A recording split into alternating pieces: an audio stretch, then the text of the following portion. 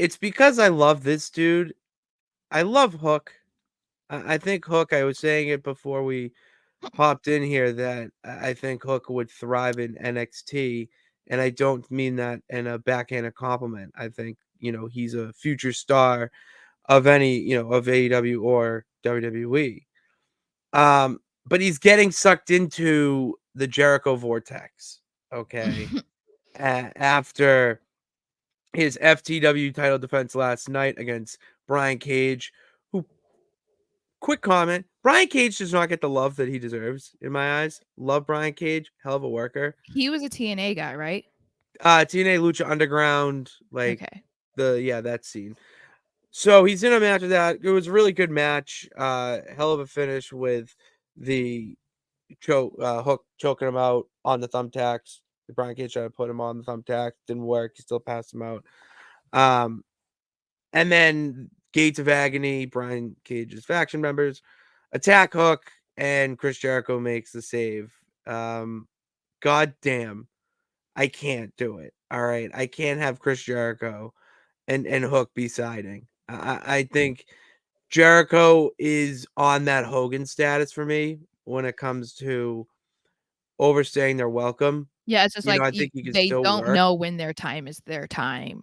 and he still can do it. Like, I'm not discrediting him in that sense. I think he can still ball and go in the ring. My thing is that he has this. We talk about aura. Well, we don't really talk about negative aura around here, and that's kind of what he has. This kind of stench to him. And look at where the guys are now that have been associated with him over the past few weeks. I mean, Daniel Garcia left him and has become a star. Daddy Magic, for God's sakes, was like the stooge. Oh, thanks, yeah. He was the stooge, and I think him being the mentor to Daniel Garcia gives him more credit. Like insane to me. And yeah, I just want Dickie here. Please, Jericho. It's bad booking. They don't help anyone. They really don't, Dickie. It didn't help Sammy. Actually, really hurt Sammy.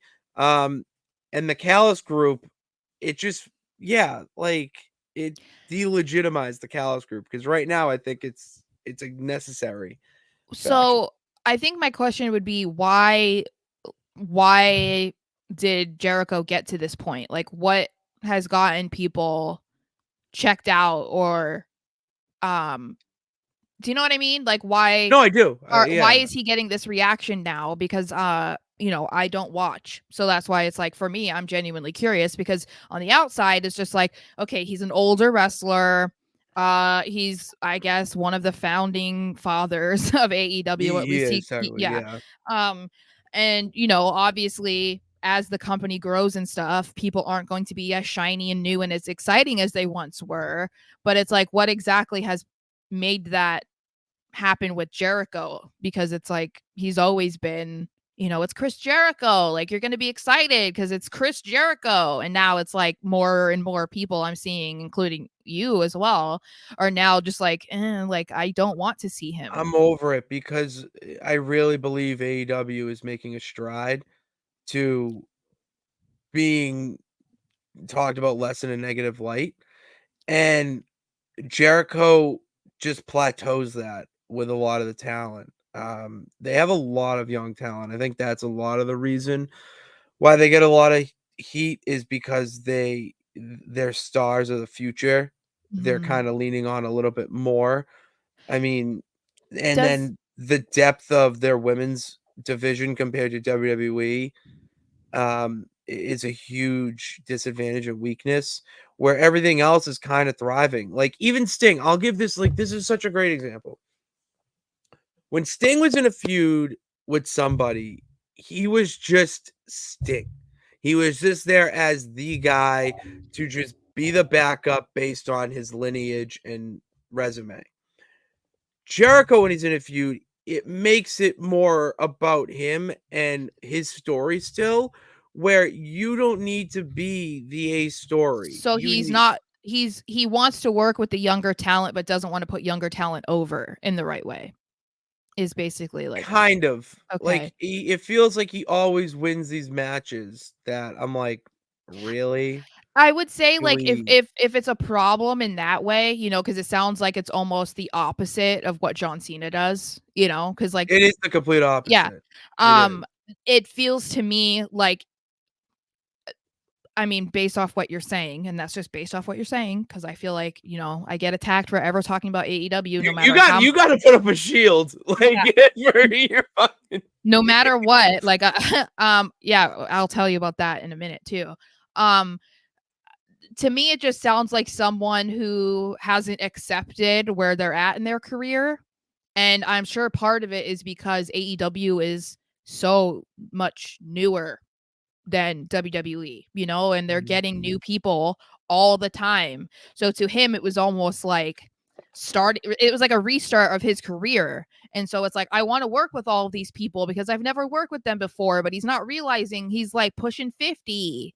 And it's like, you're not that guy. Like you're not the 25-year-old Chris Jericho walking through this Raw is Jericho. Like that's not you anymore, and yeah, you need to accept it just like everybody else has, because it's like, unfortunately, that's how life is. Like you get to a point where you have to accept that there are people that yeah, are now the focus and you can't be. That's why mhm, I always applaud Cena for understanding his place in the company now. It's why he walked away, because he couldn't be doing it on a weekly basis. He couldn't be giving the matches that he felt like the fans deserved.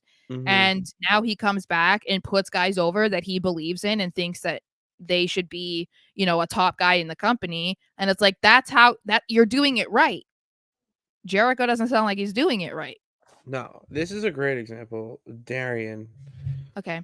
Yeah, it's sad that he refuses to see it that way with guys like Okada, Osprey, Jay White, Omega, Cole, and MJF will be finally back. Then you have Swerve, Mhm. Samoa Joe, obviously. AEW simply doesn't. They don't need him anymore. Like he did the job.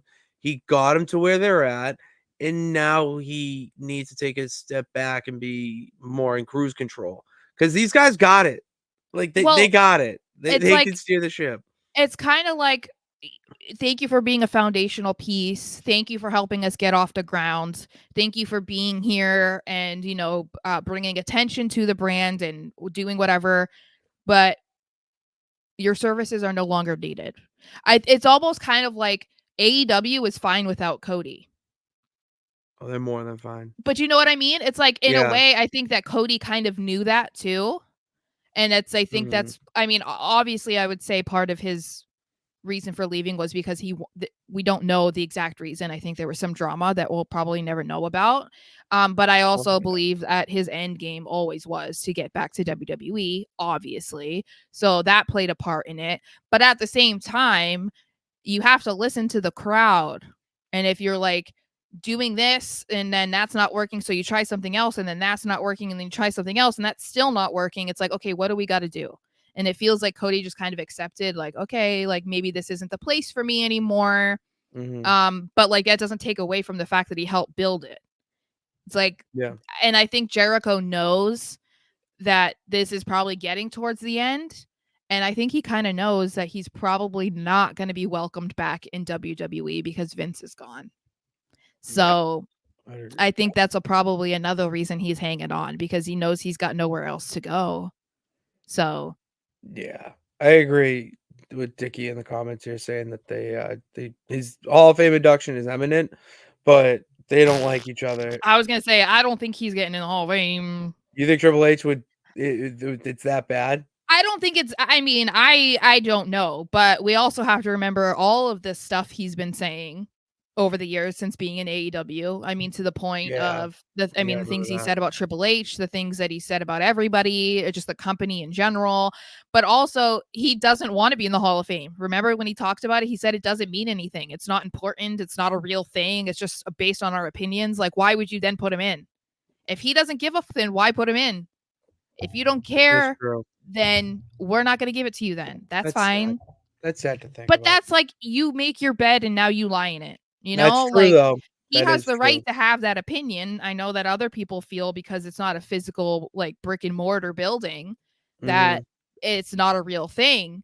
but he can't then cry about it later when he's not getting inducted and say he's disrespected. And it's like, you can't dish it and then be mad when it comes back at you.